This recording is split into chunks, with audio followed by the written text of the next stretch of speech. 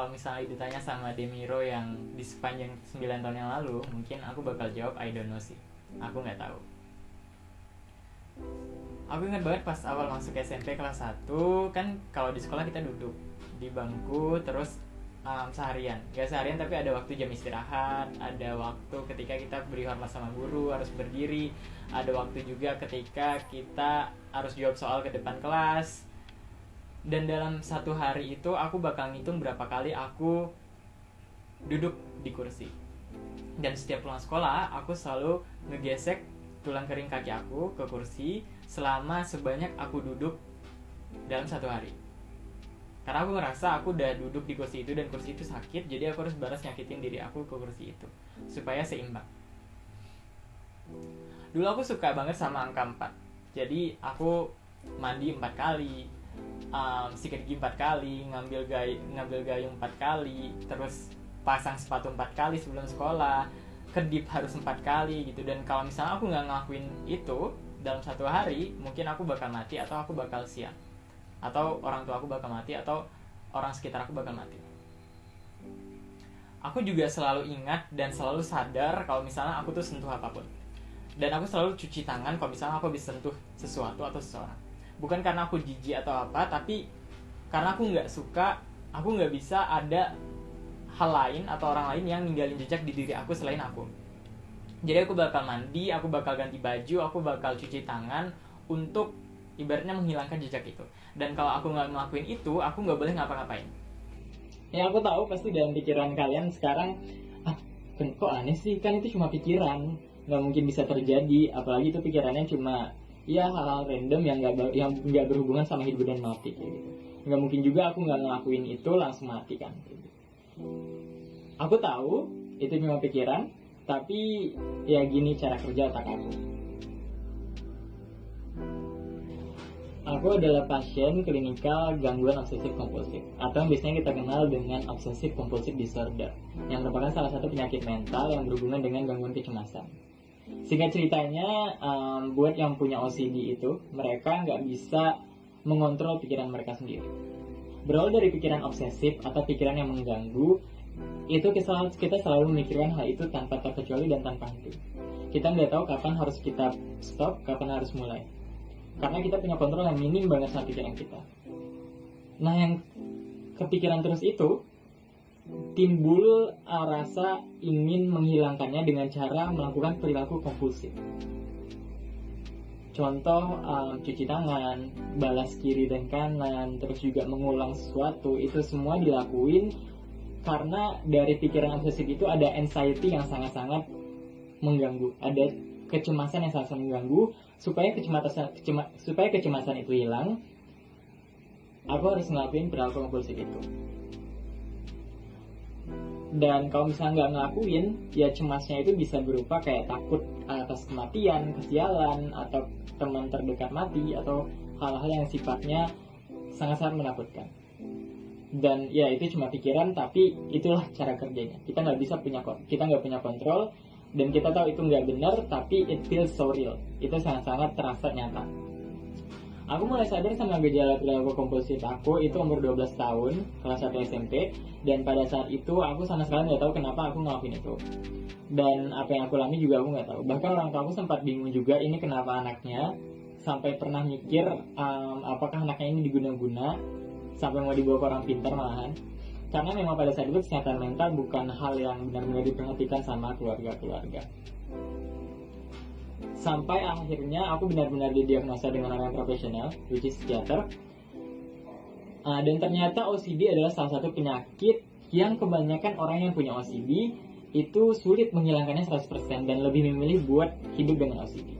Dan aku pun mutusin sih buat hidup dengan OCD pada saat itu. Aku minum obat-obatan tapi nggak lama. Aku juga nggak pernah terapi sedikit pun, apapun, karena aku pikir ya apa gunanya kalau misalnya nggak bisa sembuhkan.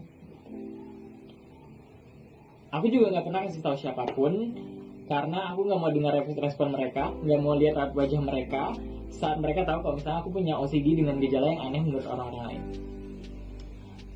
Aku pernah dibilang orang gila, aku pernah dibilang aneh, nggak masuk akal, yang akhirnya ngebuat aku nganggap kalau misalnya OCD ini adalah hal yang sangat memalukan yang ada di dalam diri aku. Pas SMA dengan segala pikiran yang memenjarakan diri aku itu, aku belajar gimana caranya menyembunyikan OCD aku di mata orang lain. Dan berusaha jadi kayak orang lain yang sepertinya dikategorikan normal. Fake it till you make it, kayak berpura-pura sampai akhirnya aku benar-benar ngelakuin itu secara natural. Itu sih yang aku tanamin dalam diri aku pada saat itu. Dan hasilnya mungkin beberapa kelakuan kompulsif aku emang hilang, tapi aku merasa obsesif dalam pikiran aku. Pikiran yang mengganggu itu makin merajalela, dan yang nggak bisa dilihat siapa-siapa kan, kalau misalnya makin parah, dan membuat diri aku makin benci sekali sama diri aku yang punya OCD. Jadi setiap harinya aku tuh selalu buat skenario dalam otak aku sedetail mungkin setiap malam sebelum tidur untuk membuat skenario besoknya aku mau ngapain. Aku salaman sama siapa, aku sentuh apa, aku masuk ke kelas pakai kaki kiri kanan atau pakai kaki kiri atau kaki kanan, aku pegang pintu pakai tangan kanan atau tangan kiri, aku pakai sepatu kaki kiri atau kaki kanan duluan, dan lain-lain.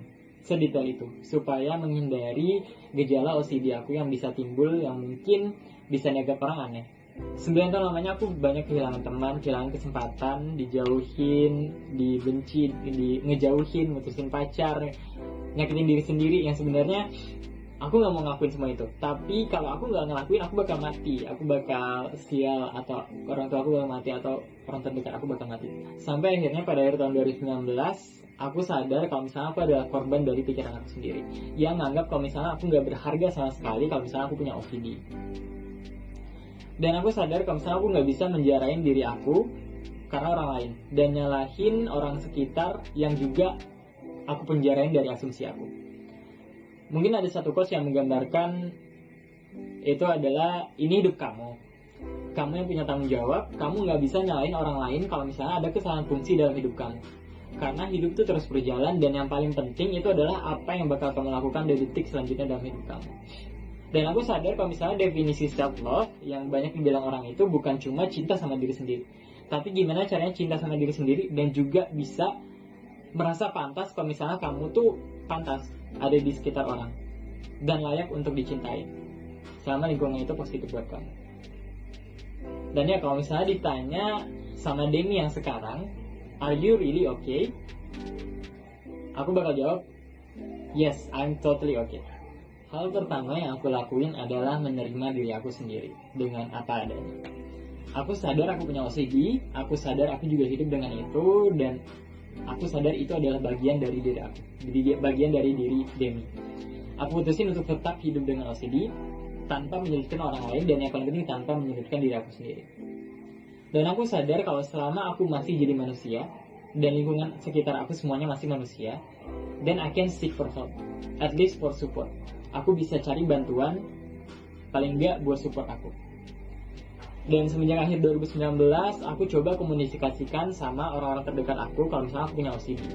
Dan ternyata apa yang aku asumsikan selama ini nggak seburuk itu. Malah aku dapat banyak support, aku juga punya langkah ke depannya yang jelas, dan yang paling penting, I am being me. Aku jadi diri aku yang apa adanya. Aku jadi diri sendiri dengan segala apa yang aku punya. Walaupun pada saat aku coba komunikasiin sama orang terdekat aku, banyak yang bilang kayak, iya aneh, atau berarti aku juga OCD lah, atau itu kan cuma pikiran, nggak mungkin lah itu terjadi, santai, kayak gitu. Dan ya itu adalah salah satu rintangan ketika aku berusaha untuk terbuka. Dan gak semuanya memang bisa ngerti langsung, tapi pada akhirnya beberapa orang pasti bakal support kita. Sekarang aku juga minum obat-obatan, bukan karena aku mau ngilangin OCD-nya, tapi karena udah 9 tahun lebih jalan bareng sama OCD, dan otak aku dibuat 24 jam bekerja tanpa henti, jadi saraf-sarafnya mulai tidak bekerja secara optimal dan butuh obat-obatan. Aku juga mulai membuka diri sama banyak orang tentang OCD aku, sampai akhirnya aku keluar dengan video ini sebagai pasien klinikal OCD. Meskipun dalam proses pembuatan video ini juga banyak banget rintangan OCD yang harus aku lewatin, karena OCD itu biasanya datang ketika aku dalam proses ke momen penting. Dan ya, kabar aku saat ini sangat-sangat baik.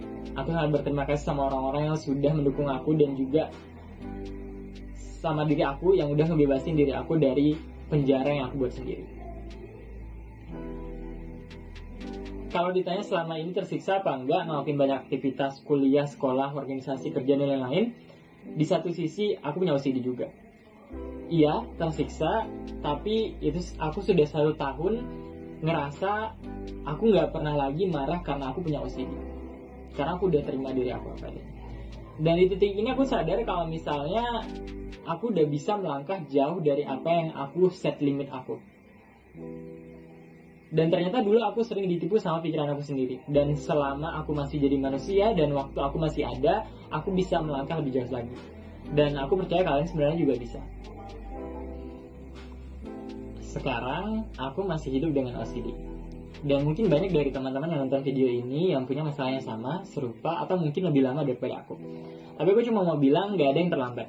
Walaupun aku 9 tahun merasa sulit, tapi aku bersyukur sama hari-hari aku yang sekarang. Gak ada yang terlambat dan kalian juga harus gitu. Accept yourself first, terima diri kalian apa adanya dulu, dan cari bantuan kalau misalnya memang kalian perlu bantuan. Dan yang paling penting, jangan mendiagnosa diri sendiri. Karena ini bukan masalah yang kamu bisa diagnosa seenaknya. Bukan karena kamu nggak bisa tidur, kamu jadi insomnia. Bukan karena kamu suka bersih-bersih dan peka sama simetrikal, kamu jadi punya OCD. Minta diagnosa sama pihak yang memang mahir di bidangnya. Dan buat teman-teman yang sekarang kondisinya lebih baik, dengarkan dan respon dengan kebaikan saat orang lain cerita tentang masalah-masalah yang seperti ini. Dan aku juga sangat-sangat terbuka buat kalian yang mau kontak aku buat cerita masalah kalian atau sekedar minta saran lewat semua sosial media yang aku punya. Dan jangan lupa be kind and have courage. Jadi baik dan punya keberanian.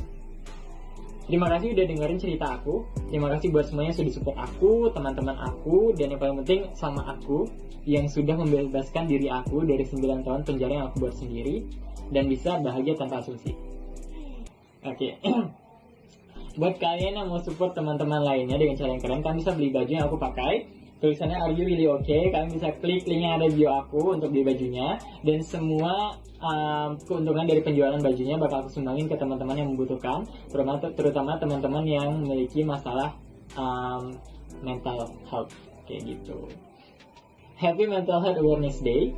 Kesehatan mental itu bukan tren, jadi jangan sampai kalian tenggelam sama tren-tren belaka. Ini tentang diri kamu, apa yang kamu lewatin. Stay safe, stay happy, and stay healthy. Dan jangan lupa be kind and have courage. Thank you.